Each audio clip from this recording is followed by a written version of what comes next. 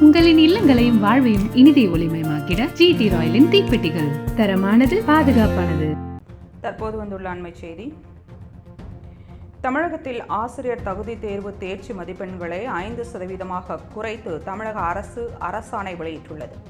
PC, MBC, DNC உள்ளிட்ட பிரிவினருக்கு 55%லிருந்து 50% குறைக்கப்பட்டுள்ளது.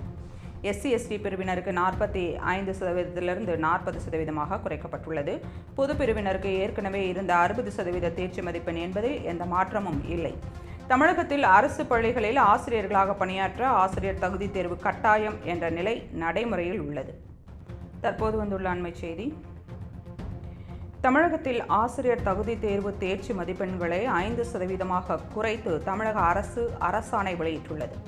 பிசி, எம்பிசி, டிஎன்சி உள்ளிட்ட பிரிவினருக்கு 55%லிருந்து 50% குறைக்கப்பட்டுள்ளது. எஸ்சி, எஸ்டி பிரிவினருக்கு 45%லிருந்து 40% குறைக்கப்பட்டுள்ளது. பொது பிரிவினருக்கு ஏற்கனவே இருந்த 60% தேர்ச்சி மதிப்பெண் என்பதில் எந்த மாற்றமும் இல்லை. தமிழகத்தில் அரசு பள்ளிகளில் ஆசிரியர்களாக பணியாற்ற ஆசிரியர் தகுதி தேர்வு கட்டாயம் என்ற நிலை நடைமுறையில் உள்ளது. தற்போது வந்துள்ள அண்மை செய்தி.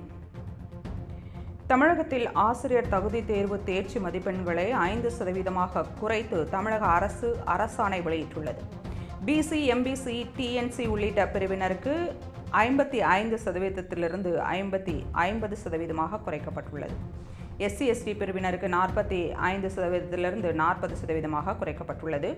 பொது பிரிவினருக்கு ஏற்கனவே இருந்த 60% தேர்ச்சி மதிப்பெண் என்பதில் எந்த மாற்றமும் இல்லை. தமிழகத்தில் அரசு பள்ளிகளில் ஆசிரியர்களாக பணியாற்ற ஆசிரியர் தகுதி தேர்வு கட்டாயம் என்ற நிலை நடைமுறையில் உள்ளது.